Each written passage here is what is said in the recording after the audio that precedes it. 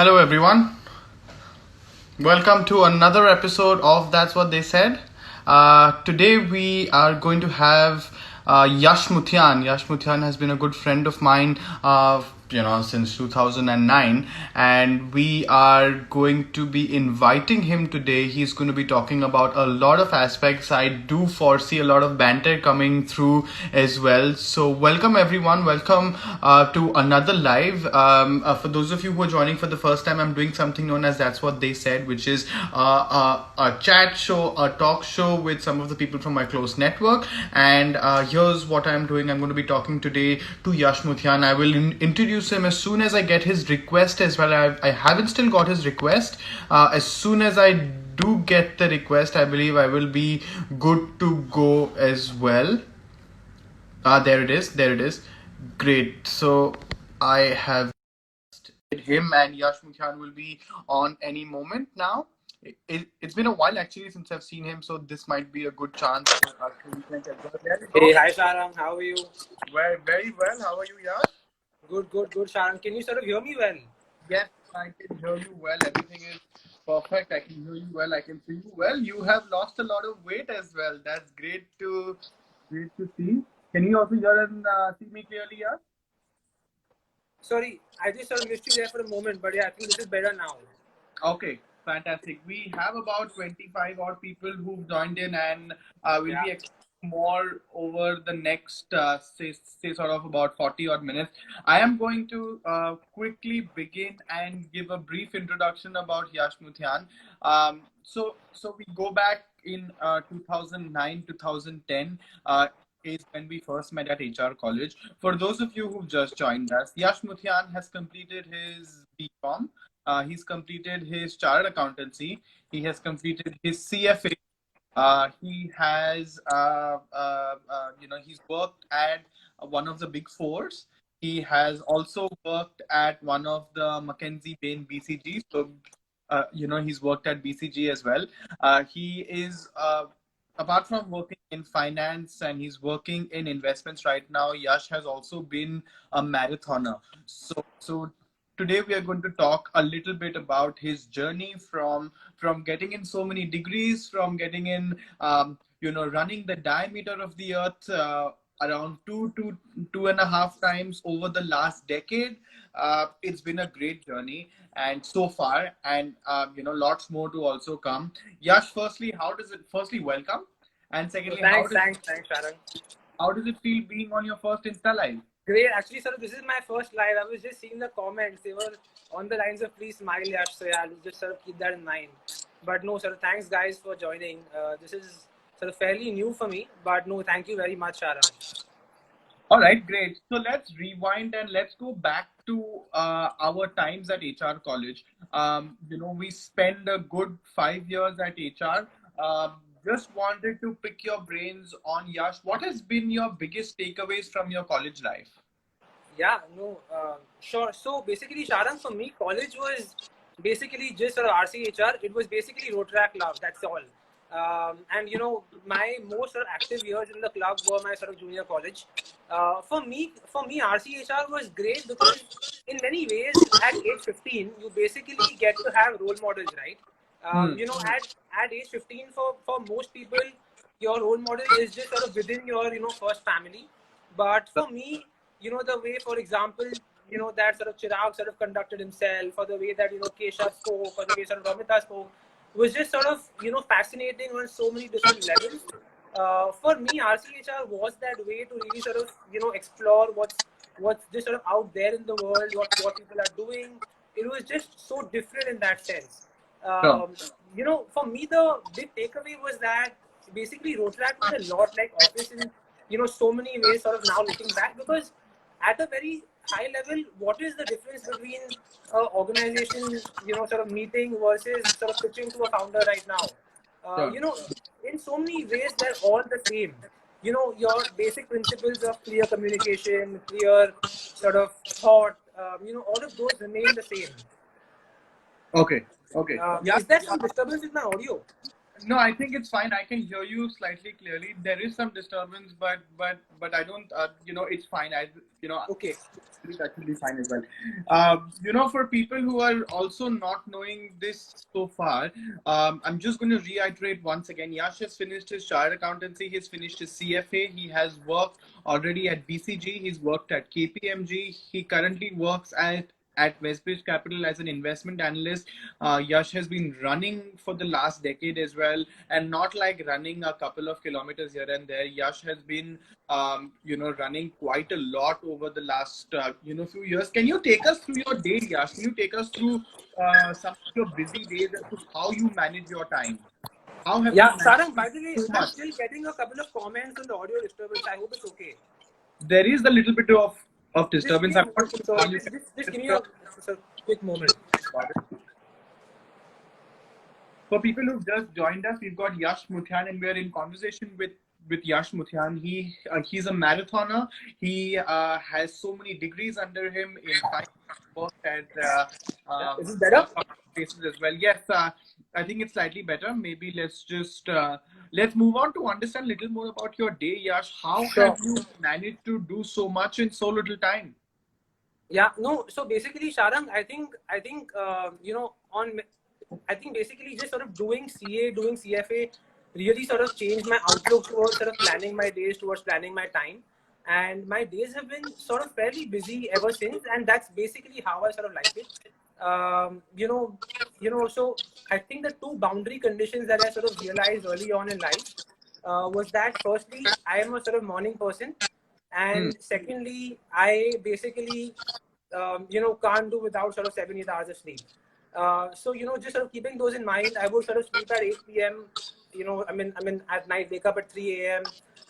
Sort of study from 3 to 5, go for a run from about 6 to 7, come back home, sort of and then just sort of head out for a sort of CA sort of coaching. My CA classes were from 8 to 1, which were fairly intense, but in many ways those were the best parts of my day, because at that point so many other people going through the same kind of stuff in life was just sort of a lot of fun. And then I would come back, take a nap, again study. I was doing my CA and my CFA at the same time, so I would have to sort of alternate between what subjects I was studying when, and basically what was the next exam, and sort of accordingly look at stuff. But yeah, my days were fairly busy then, and they're fairly busy now. So even now, basically, apart from studying, I think now that has turned into work. But Hmm. the sort of early mornings still remain, the sort of early nights. I mean, the nights have now become 10 p.m., which is fairly late for me. But yeah, basically, apart from that, I think work consumes you, Sure. and at some level, running sort of grounds you. Correct. So let me reiterate. Yes, you start your day at around 4 5 a.m. and you Yeah. run for the first couple of hours. Then you used to go to CA class from 8 to 1, followed by which you used to do a lot of articleship, at 4, and then you used to end your day, with whatever you have done. That sounds already like a very, very tiring day, Yash. And I'm glad. I believe that things like time management, etc., would have been very key to how you plan everything. Tell us right now about what you do at your job. You're at Westbridge Capital. What does your job Right. entail? So, sure. So basically, Sarang, Westbridge Capital is a private equity fund. We focus only on sort of investments in India. Hmm. Basically, Westbridge has been doing this for the last about sort of 10, 15 odd years. And we just sort of largely focus on two sectors, consumer and financial services.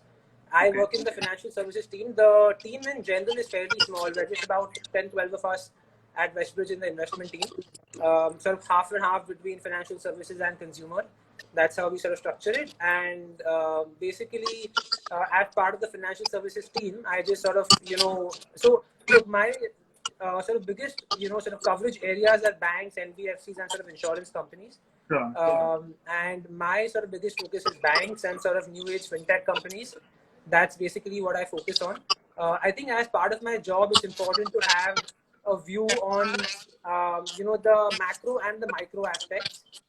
Sure. So a large part of my job involves, having a sort of view on the sector, having a view on trends, on what's happening, on what's basically expected in the sector, on how one should sort of make investments, investment strategies, etc. So basically, that's how I really sort of plan my day at work, and that's basically what my work entails.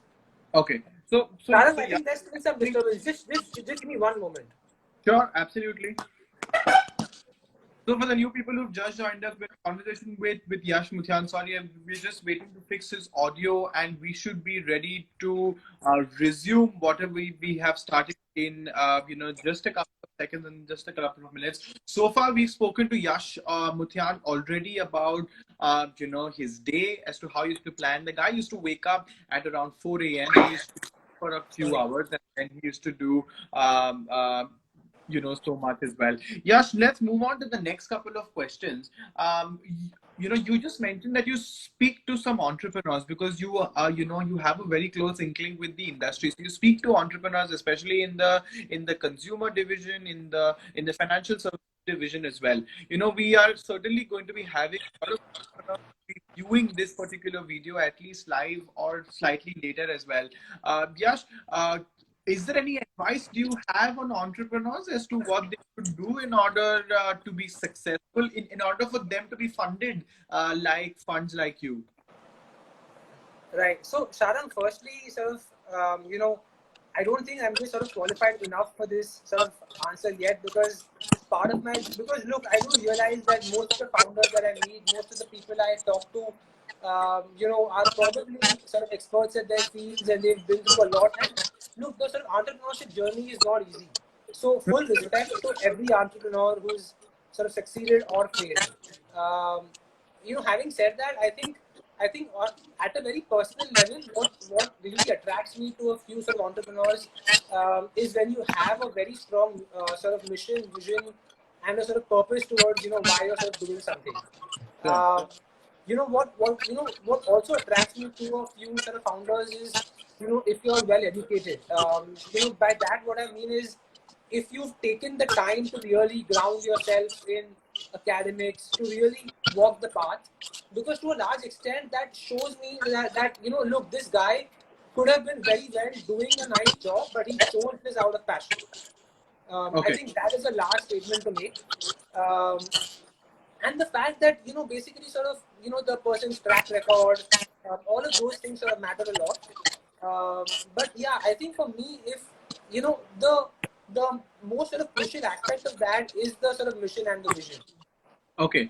Yash, there have been some people who are not still being able to hear you. If you can use earphones, I think that would. Is it better, Sharang? I still think that earphones, headphones will make this slightly more clear. Okay. Give me a minute. Sorry, I'm very sorry. Don't worry about that. We can wait. Sorry about that. For people who are, still looking at, please feel free to ask your questions to Yash Muthian. We're just fixing his audio. I think we should resume in the next couple of minutes itself. Don't go anywhere, especially because, we've got some fascinating stories that Yash is going to talk to us today about. He's a marathoner. Hey, is this better? Yes, I believe this is better for me. We're just waiting for some people in the comments to actually tell us if the volume is better. Please do let us know in the comment section if you can hear Yash. In terms of audio testing, that will certainly help. Yeah, I think it's better now. Okay, great. Let's move on. To some questions. Yash, you're a smart guy, right? You have certainly worked in different aspects of businesses so far. You worked at BCG, which is one of the dream companies for a lot of people. You have worked at a Big Four. You've got so many degrees under your belt. You speak to entrepreneurs and startups so often. Why have you still not started your own business? Is that something on the cards? Why haven't you reached that entrepreneurial journey? Yeah, no. So you know what, Sharang, I've just sort of thought about this a fair bit. I think just sort of having your own journey, having your own baby in that sense is a very sort of look, it's a sort of great thing to do. But I personally believe that the question is a very wrong one to ask, because I don't think the question is basically, sort of salaried versus, sort of non-salaried. I think the question basically is, what do you really sort of want to do in life? Yeah. And by that, what I mean is, if you want to do stuff like, for example, tech or say fintech, by all means, sort of starting up is the way to go, because, these industries aren't sort of well penetrated.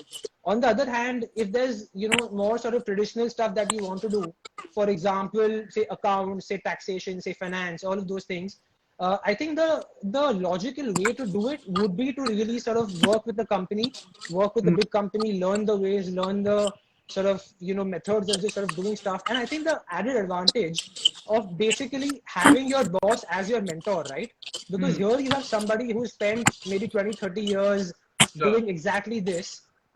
People who have gone through stuff. So I think the one big advantage of working in a good firm is the fact that you have mentorship right there in so many ways. Correct. And then, after that, after you once, for example, if you work in a, say, audit firm, right? If you have established a track record with some clients, or similarly for a, say, taxation firm, or say for a, say, sort of investing role, after having established track records in these fields is typically when it's the best time to sort of start off, because, you're then somebody. These are Correct. fairly mature fields. On the other hand, of course, a few of our sort of mutual friends, like for example, Shashank and all, they're basically sort of trying very different stuff. Sort of industries in where there is no real precedent.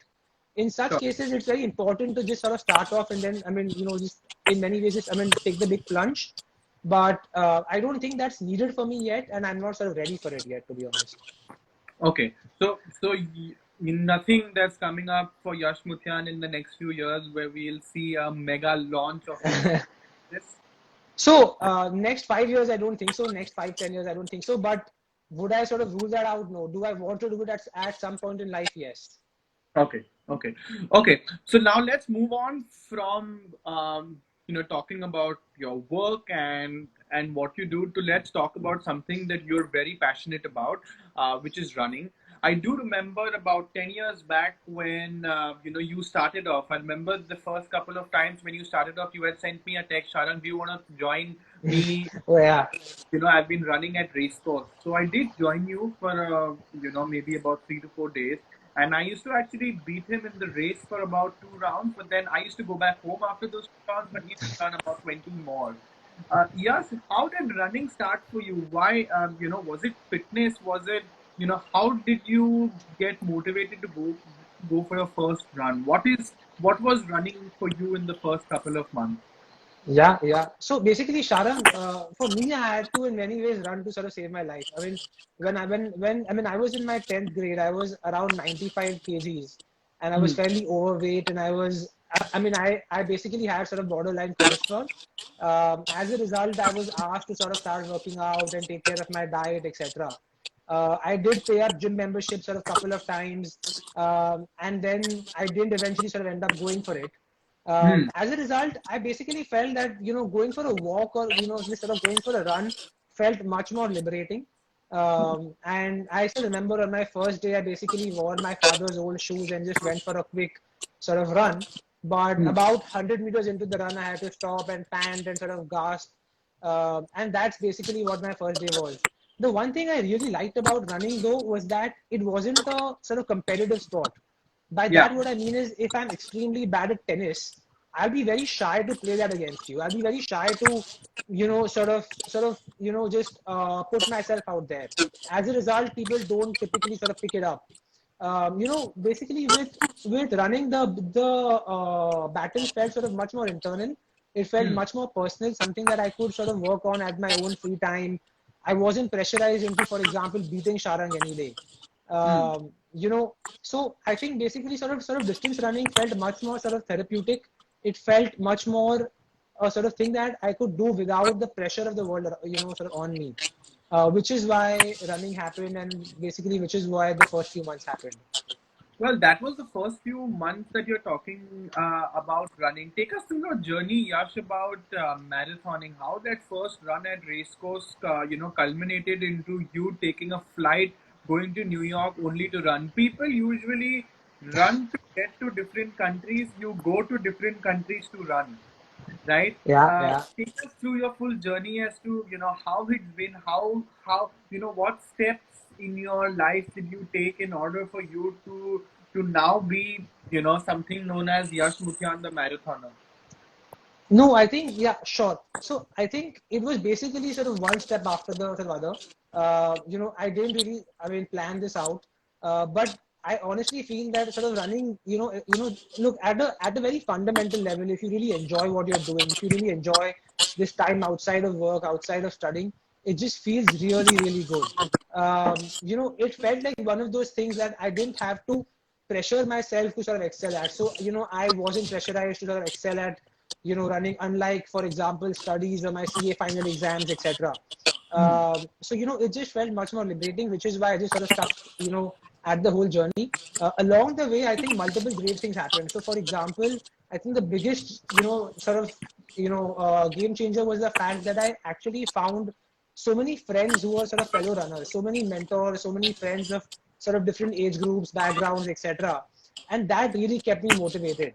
So, one fine day when I actually sort of find people, who are going to the New York Marathon, I Hmm. basically ask them, look, sort of, can I please join? Sort of, what is the process? How do you go about it? One thing led to the other. It also helps that my father runs. Okay. He's also been a sort of runner himself. So in many ways, it just sort of runs in the house. I don't have to convince anybody to sort of understand what the madness is about. Sure. And basically, that is how the whole look, in a sort of quick nutshell, I would just say it's all about the people that you meet along the way. Fair enough. Fair enough. No, I do understand. And plus, you're part of some running clubs where you must have met a lot of people along the way that would have helped you in your career Yeah, growth as yeah. well. Yash, if I want to start running tomorrow, what is the advice you would give someone like me, like a novice runner? In fact, not even a novice runner, like a beginner, to Yeah. actually go ahead and change my way of life. Yeah. So basically, if I were to sort of, talk to a sort of novice runner, I think the one greatest takeaway that I basically share with everybody is always start slow. By that, what I basically mean is that, on your first few days, on your first few sessions, there is literally no pressure. You are not proving anything to anybody. You are Sure. basically trying to look, I think the beauty that people don't realize is that, for example, when you play the tabla, for Hmm. about 1 month, you're just taught how to, look, only on your right hand, how to just sort of land your thumb well. That is all you are taught for a month. So, if your sort of journey in tabla can be so slow, why Hmm. can your journey in running not be slow? Why does it have to be fast? Why does it have to be competitive? Why Sure. can you not slow down, sort of enjoy the process? In a more simplistic way, what I would urge you as a sort of starter to basically do is to always aim to finish your second half of your run faster than your first half. Now, a second way of looking at that is that your first half should be so slow that you actually can speed up in your second half. And doing that will automatically make you sort of much better at basically how to sort of endure, how to sort of push through those sort of mental barriers. Fair enough. Fair enough. Yes, I I'm a sports fan. For me, running is still about marathon. Running for me has still been about competing and coming in the top three. I've sat up late, woken up early to watch the Olympics and to watch all these things. Yash, my question to you, which comes from a lot of people when they told me to also ask you this question, is that what is the role of mental fitness apart from physical fitness in running? For example, if my body is tired, if my legs are not moving anymore, Yeah. uh, how does my mind convince my body to move? Oh yeah, yeah. So I personally feel that mental fitness is an extremely important sort of factor of running, because look, for example, over a full marathon, you're basically running for a few hours, Hmm. over a half marathon as well. Over that long period, your mind tends to sort of play games with you. In many ways, it's very important to really sort of trick your mind in that sense. A few ways are that, for example, you can sort of break down your run into sort of smaller parts. You basically say that, look, I will stop at the next 5K, sort of have a, sort of sip of water. You just sort of break down your run. You can do multiple things, such as, for example, remind yourself why you're really doing this. Remind yourself about, for example, the pastries and the sort of breakfast that you're basically going to have after the run. Remind yourself about why you actually sort of started off doing this. Sure. All of those sort of mental factors play a extremely big role. The other thing is that, look, your physical fitness and your mental fitness don't come over a day. It takes, a few months for your mental fitness to also sort of develop. It's not very easy on the first few days, but as you sort of move ahead, as you sort of keep at it, you just sort of physically and mentally sort of get used to it. Okay. Okay. So have you ever faced a time where you've been running a marathon, running, let's say like a competitive event, Yeah. and your body just couldn't take it, and your mind also said that, you know what, screw it. I think, this is it. I think if I go further, I might be in some medical trouble. Have you faced something like that? If you did, how did it affect your confidence for the next few runs, and how did you get out from that whole Yeah. dilemma? So sure. So you know what? Basically, I personally feel that, look, in no real run have I been at a place where I've had to think about the sort of medical consequences. But in almost most of my races, I've been at a point where mentally I basically find myself questioning, why am I doing this? I basically feel completely exhausted, and that's the way I just sort of love to race. Most recently, in my last race, at the sort of Delhi Marathon is also where in the last 10 kilometers, I was completely spent. I was completely exhausted to a point that I basically wanted to quit. I didn't want to do any more of it. But, I basically went there with some target. I went there to sort of try and achieve something. I kept reminding myself of that. And, look, this is also a process. So over the Hmm. first few races, I've also given up. By given up, I mean, I've also sort of slowed down. Sure. Over time, I've learned how to sort of pace myself well. I've learned how to sort of smartly run. All of those things happen, and just talking about the mental aspect of it, it's very important to sort of occasionally just sort of zone out in the race. You know, Look, it's not like the world's pressure is on you. You can breathe. I mean, look, worst case you'll be say 5 minutes slower. Sure. It's not the end of the world. Sure.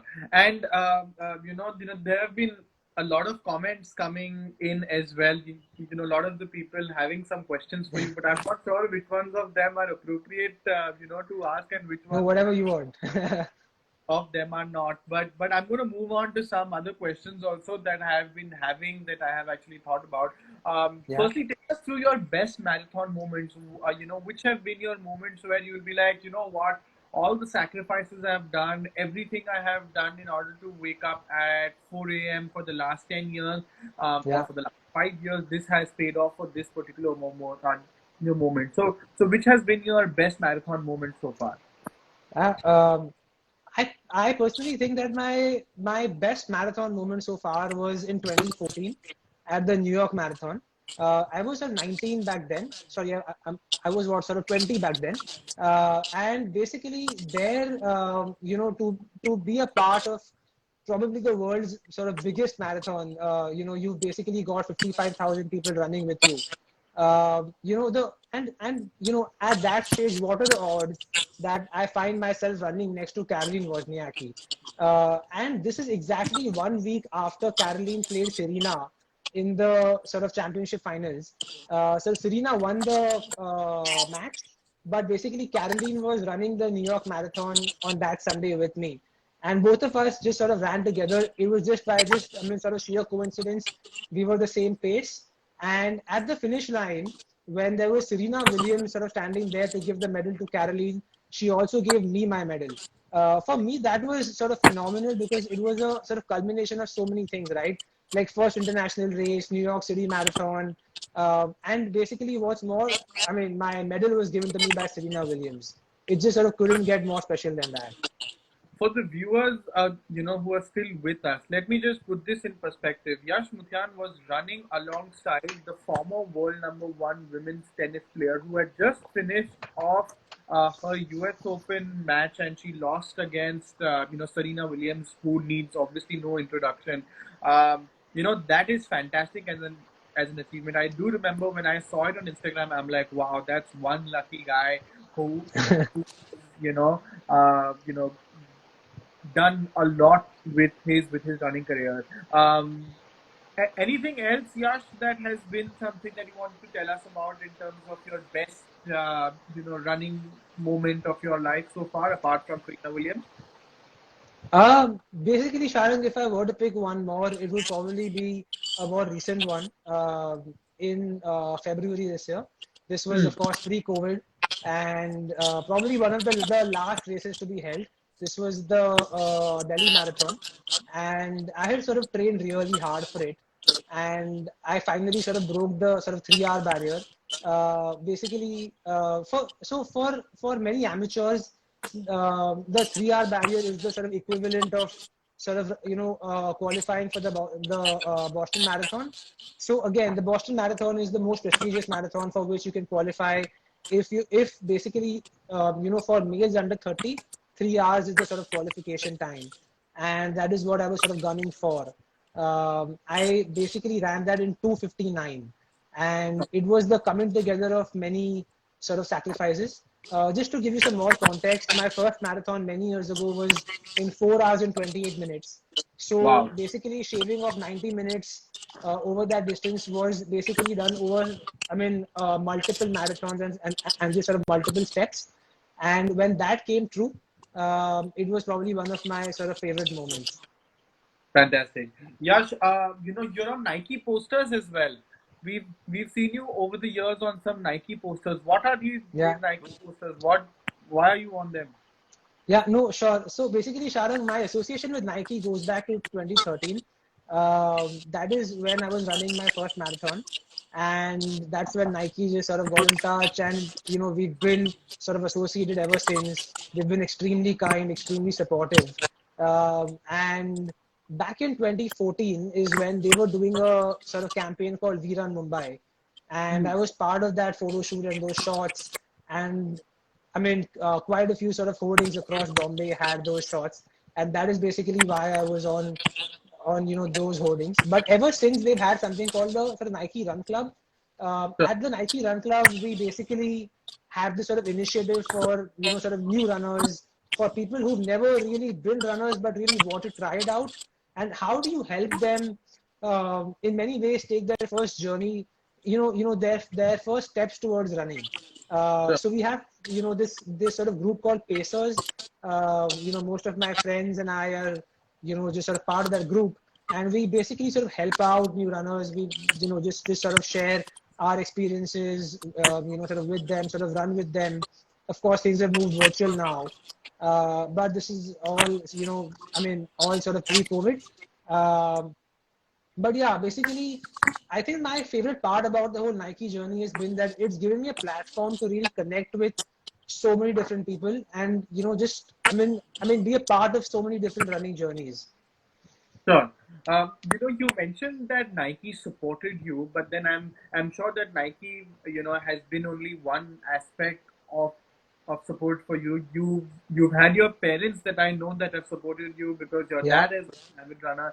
Any of your, give a shout out to some of your friends, especially the ones who are in the comments right now who are looking for Yeah, a I was just seeing them. famous Yash Muthian.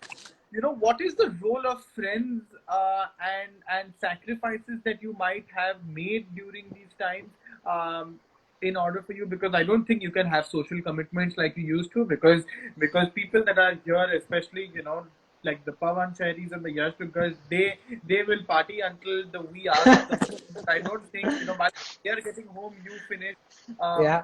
half a marathon already. Tell us what sacrifices you had to make, and then how friends played a role in ensuring that you reached your goals. Yeah, no. So basically, Sharang, I personally don't think that I've made too many sacrifices. I think what I've become better at with time is how to sort of balance multiple aspects of life. By that, what I mean is, for example, if I know that I'm going to be partying with Pawan until the wee hours of a Sunday morning on a Saturday night, in that sense, I'll just basically make sure that my long run is basically done on a Saturday morning. I Hmm. think it's very important to have balance. What I personally, just sort of try very hard to do is to have some kind of predictability, is to basically know what my week is going to look like. Sure. That gives me some amount of sort of, just some amount of sort of knowledge about how to plan my week, my commitments, work, running, etc. And that really sort of helps me out. But yes, the sacrifices have been there. I think I've been very supportive to have friends who've been very understanding, very kind, and at times I've also been very sort of sort of just sort of headstrong about how Hmm. much I want to run, about the things that really sort of matter to me in life. So I think it's a mixture of balance, priorities, being headstrong at times. All of those factors come together. Sure. And there have been some dietary changes that you've also made in your life. Do you want to share some of your dietary changes Yeah, that yeah. you've made? In And fact, I was just sort of reading the comments. They were, just sort of talking about those dietary changes. I think the one big change that I basically made was late last year. In I think around November is when I turned vegan. This was basically after a breakfast with my friends who were here commenting here. hmm. Dia, Priyanka, all of them. So basically what really happened is my friends have basically turned vegan. They've been trying this out, they've been having a great experience. I said, why not? And I was very high on dairy. Look, this is also the time that Netflix came up with that documentary, The Game Changers. Hmm. So after I actually just sort of saw all of that, just sort of did some more reading, I realized that at some level humans don't really need that much of milk and dairy in their diets. Sure. You don't really sort of need to have that kind of sort of high concentration of butter and ghee, etc. And that is when I turned vegan. uh, Look, to my own surprise, I lost about 5 kgs in 2 months, and this is on a fairly low base. Hmm. So I was just, I mean, instantly just sort of turned super lean. I was sleeping much better. I was focusing much better at work. I stopped feeling sleepy after lunch. So all of those things happened, and of course, I was sort of running better than ever. Sure. And that sort of culminated in my sort of sub 3 run at Delhi as well. So all of those things came together, and for me, that was a simple experiment in trying out something for a race. But I basically haven't stopped being vegan. I've turned vegan for good. I don't think I'm sort of going back anytime soon. Wow. Wow. That's been a nice change in your lifestyle as well. Yes.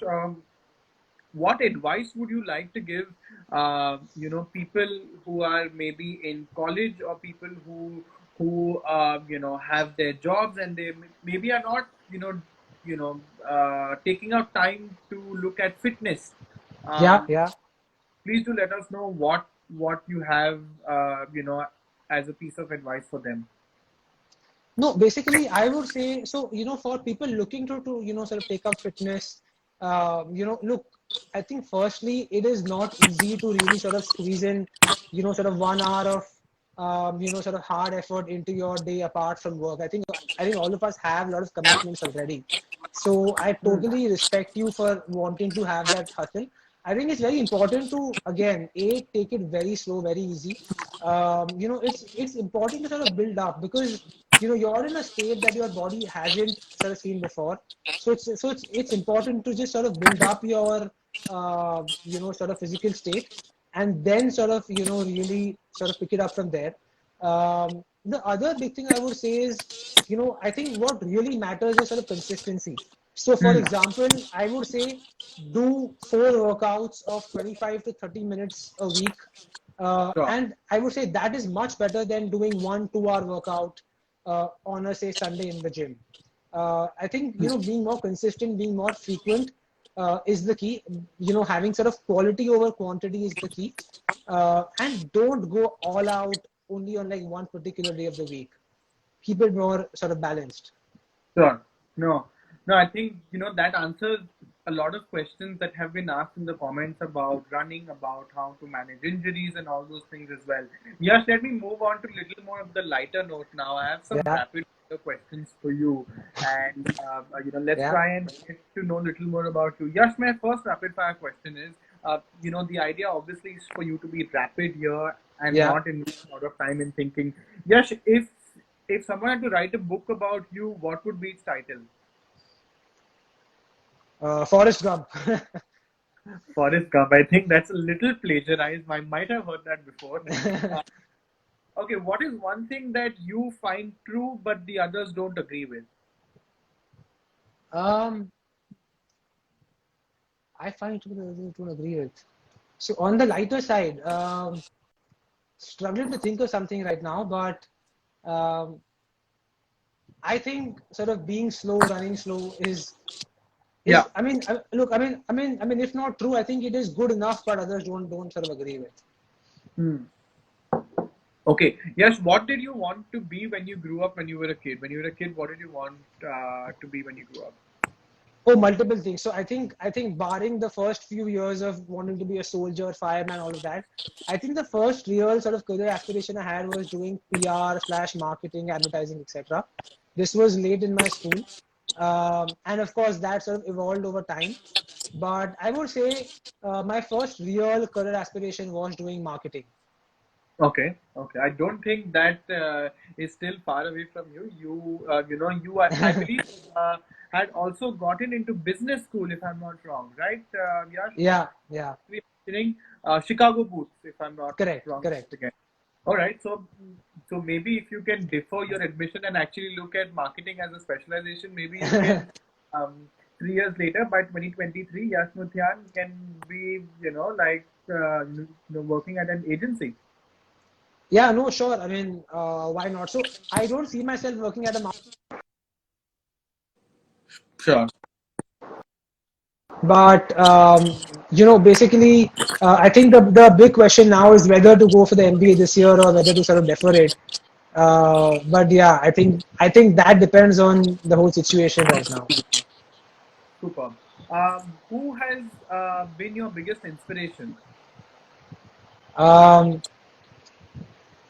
so look, so many guys, but in terms of sportsmen, very sort of sort of different answer. But I mean, look, since childhood, I've been a big fan of Saurav Ganguly, for the simple reason that he wasn't the most talented person out there. He wasn't the most gifted person, but he basically was just fearless. He had a lot of sort of doggedness in that sense. He had a lot of passion. It was always sort of up his sleeve. That's basically how I sort of love to live. And yeah, in many ways, sort of Ganguly was very inspiring for me early on. Sure. And some people have been mentioning that Yash does not have a single creative bone, which I beg to differ. To be honest, I believe that you have a little bit of creativity instilled somewhere in you. Yeah, Maybe you haven't you really utilized it for the last few I years. think That's something you still have. Okay, let's move on to why don't you tell me one emotion that comes to your mind when I say the following. Okay, one sure. emotion that comes to your mind when you say the following. The first thing, lockdown. Ab ab workouts. I think perfectly put up. Girlfriend.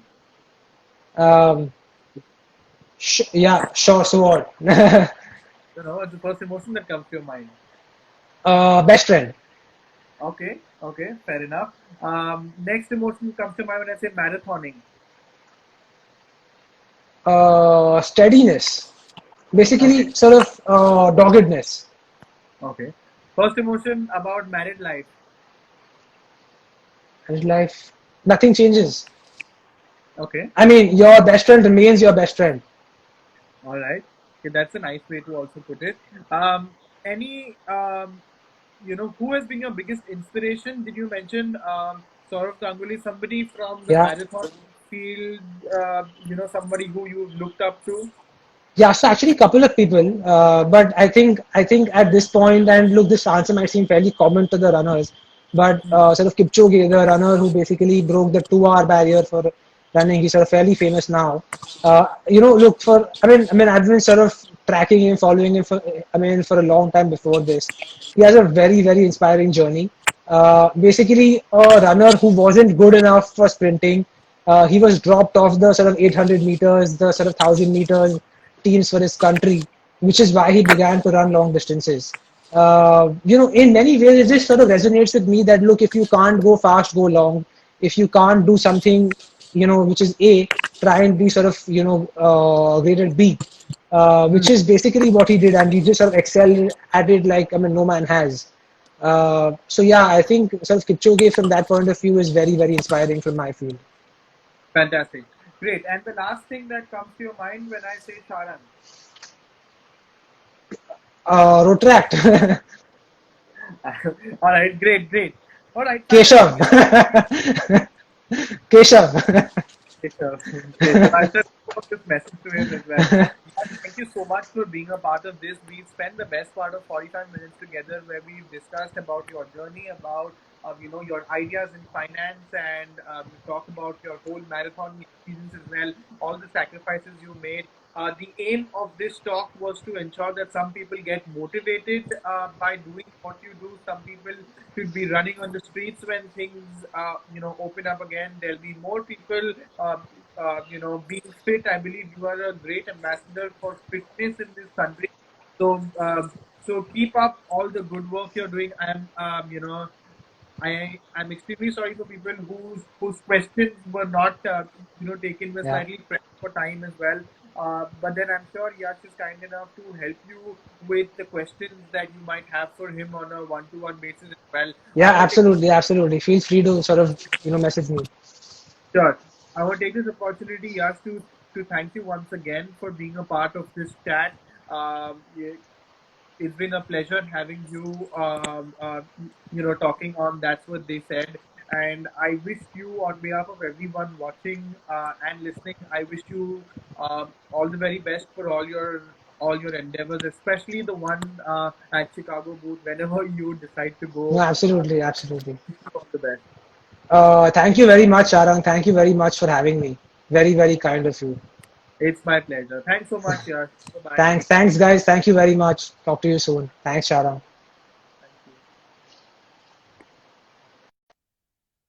Well, that was Yash Muthian, and we finished another episode of That's What They Said. We are going to now have the next one happening on the weekend. And on the weekend, we're going to be having somebody by the name of Pawan Sherry. A lot of people who are still on this chat do know this gentleman, so please do join in on Saturday as well. We're talking to Pawan Sherry, and then on Sunday, I actually finished the first season. We would have finished 10 speakers already, and I'm going to share some more insights on Sunday as to how the first season of That's What They Said has gone. Thanks so much for everyone who did join us. It was a pleasure having you. Once again, apologies that I couldn't take all of your questions, but I believe that the next time you guys are here, I'll try and do better with taking your questions. Thanks so much for being here once again. Have a good rest of the week and do enjoy the weekend, and do tune in on Saturday and Sunday to That's What They Said. Goodbye for now. Thank you.